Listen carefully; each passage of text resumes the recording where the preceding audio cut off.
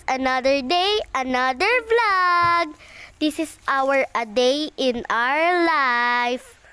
Ayan guys, gumising na kami dyan. Dahil puyat ang mga ate nyo, ngayon lang nagising! Tanghali na! Diyos ko po! Ayan, mag-aayos na sila ng buhok. Binigay niya sa kapatid niya. Ayan, binigay niya. Sige, bigay niya. Bigay niya. Sige. At, sige, mag-pray lang kayo.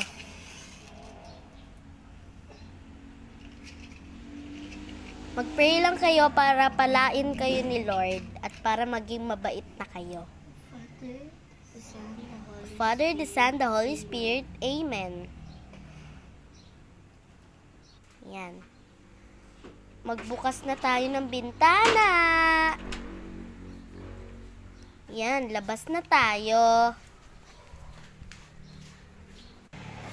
Gawa tayo ng ating assignment and project.